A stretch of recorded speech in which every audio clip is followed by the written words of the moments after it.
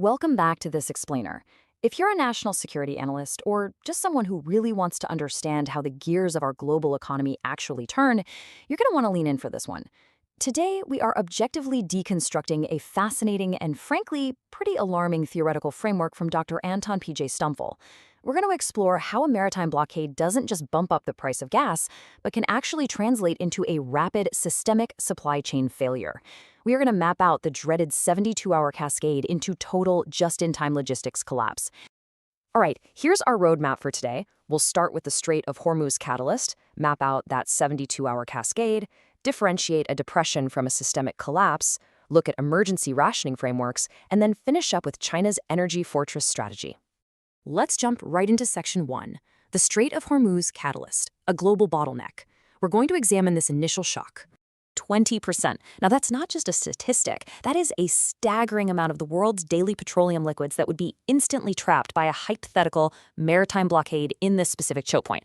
Literally overnight, it turns a foundational, cheap energy input into a massive logistical nightmare. You've got ships forced into huge detours and marine insurance premiums going absolutely through the roof. So, for us looking at the big picture, this isn't just a market hiccup. It's a fundamental structural fracture in global energy flows. Now, you might be wondering, doesn't domestic production protect us? Well, take a look at this refinery mismatch. It's a really common assumption that producing your own oil insulates you. But even the United States, which is pumping out a historic 13.5 million barrels of light sweet crude every single day, is still critically vulnerable. Why? It comes down to an 11% deficit. The advanced U.S. Gulf Coast refineries, with those massive secondary cokers, were actually engineered decades ago specifically for heavy sour imports from places like Canada and Mexico. You simply can't just pour ultralight shale crude into multi-billion-dollar towers built for heavy sludge. It becomes wildly inefficient. So you end up in this crazy situation where the U.S. is drowning in its own light oil while simultaneously starving for the heavy grades it actually needs to keep the machines running. Moving on to Section 2. The 72-hour JIT cascade, from digital to physical paralysis. Let's see exactly how this energy deficit triggers a ticking clock that collapses just-in-time logistics. Here's where it gets incredibly real. Modern just-in-time logistics, they don't just run on diesel fuel. They run on verified liquidity. If interbank settlements fail because of an acute liquidity shock, modern urban civilization is sitting exactly 72 hours away from physical disintegration. Let's walk through this clock together. In the first 12 to 24 hours, we had a complete trust freeze. Global trade totally relies on trade finance, specifically letters of credit. If settlement layers like SWIFT and Fedwire go dark, the death of that letter of credit effectively blinds the entire banking system. And what's the real-world result? Ships carrying essential goods just drop anchor offshore because legally they cannot transfer the title of their cargo. Customs clearance halts entirely. Because of this, ports hit terminal saturation almost instantly, simply because there is physically nowhere left to stack unreleased containers. Then moving into hours 24 through 72, that digital freeze spills right onto the highway.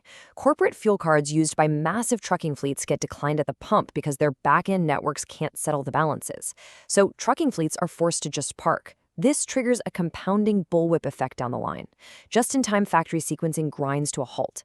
You've got multi-billion-dollar assembly lines shutting down over a single missing $5 component.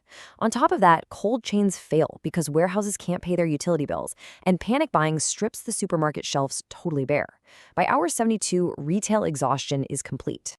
So, as a national security analyst reviewing this cascade, you have to ask a critical question. If the digital networks are just temporarily down, why can't businesses just extend a line of credit and settle the paperwork when the Wi-Fi comes back online? Why not just operate on trust for a few days?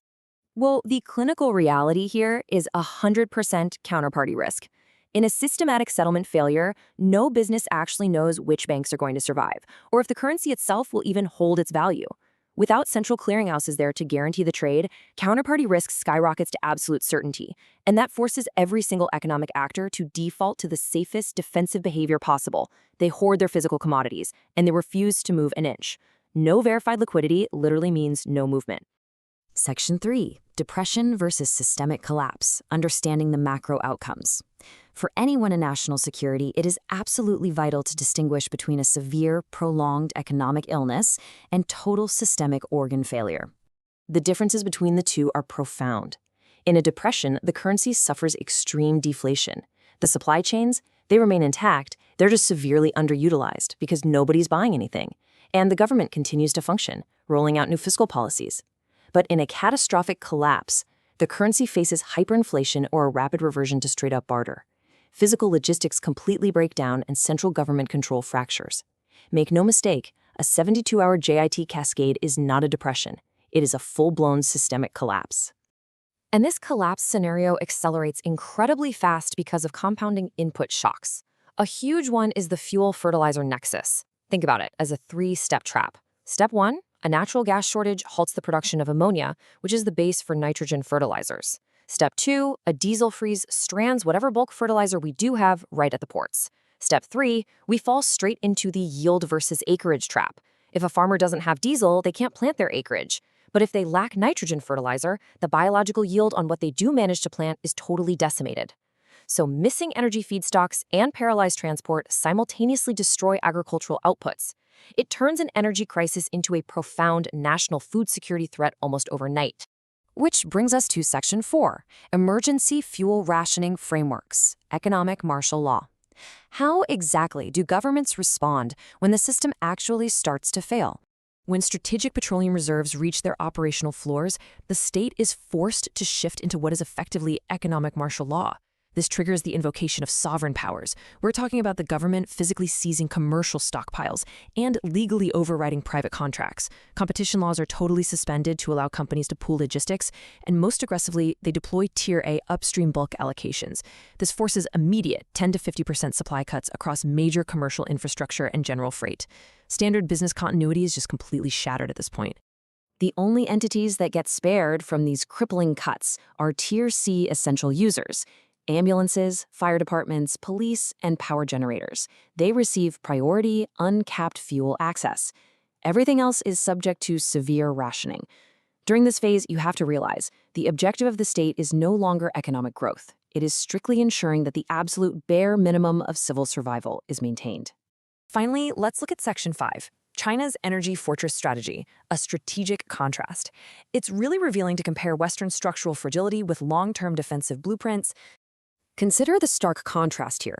Western systems are suffering from hyper-leveraged debt structures, strict heavy refinery dependency, and highly fragile just-in-time logistics that, as we've seen, can unravel in just 72 hours.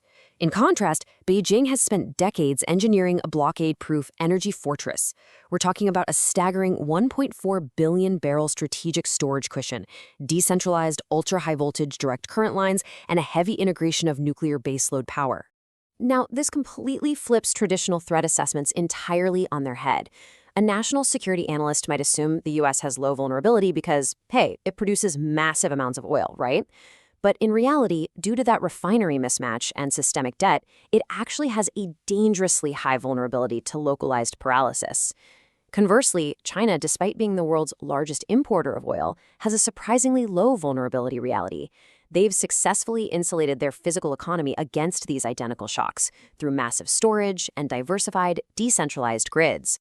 So as we wrap up this explainer, I want to leave you with this final, provocative thought. When that 72-hour cascade begins, are the infrastructure systems you rely on merely optimized for peak financial efficiency and profit? Or are they truly engineered to survive?